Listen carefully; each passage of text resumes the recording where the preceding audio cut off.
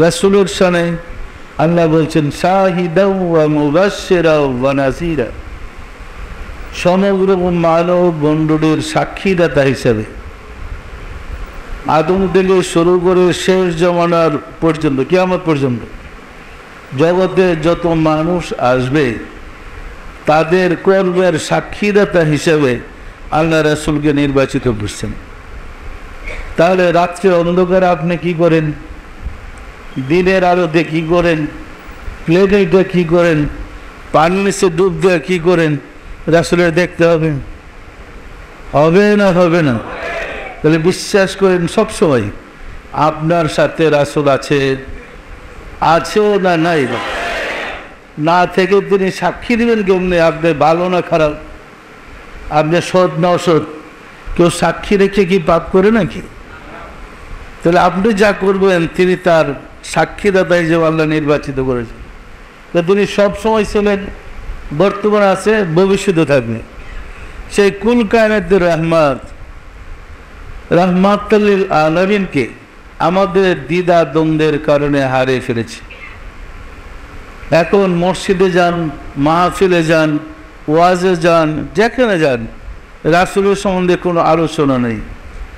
আলোচনা বেশি করে সওয়াব কীভাবে পাবেন, আর বেহেশত থেকে কতজন গ্রহণ করলে, যত বেশি বুঝবান তত বেশি লাভ। আসলে লাভ নেইও, একজনকে পরামর্শ দিয়ে 2টা বিয়ে করে দেন, সুন্দর ছেলে লাগবে 2 বই, ওই বেটা বেহেশতে গিয়ে কী করবো এত হুর দিয়ে, এর কি জান থাকবে নাকি?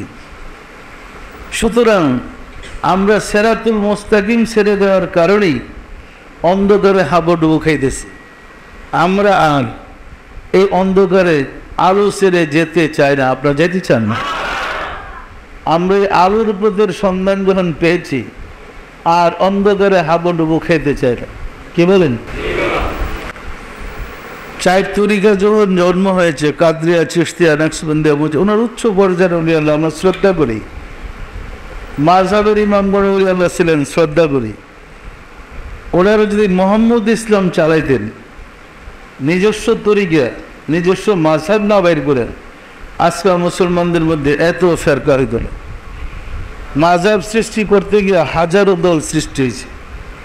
দেখবেন এক ইমামই আরেক ইমাম আমরা সহ্য করতে পারি না। সত্য না মিথ্যা বলেন? সিয়াসতদার হাদিস যারা লেখছেন, এক হাদিসের লেখক আরেক হাদিসের লেখককে সহ্য করতে পারেন না।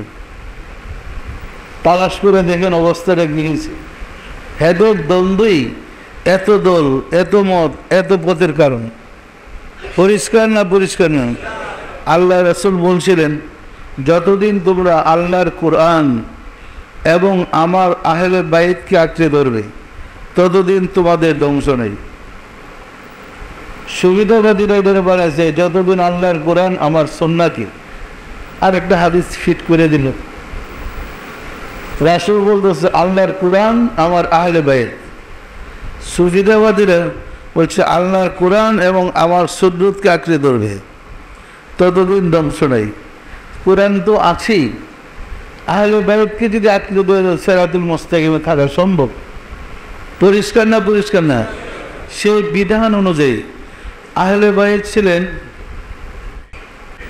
রাসূল পাক সাল্লাল্লাহু আলাইহি ওয়াসাল্লাম, আহলে বাইত হযরত আলী, মা ফাতেমা, হাসান, হুসাইন, ওনারা আহলে বাইতের লোক।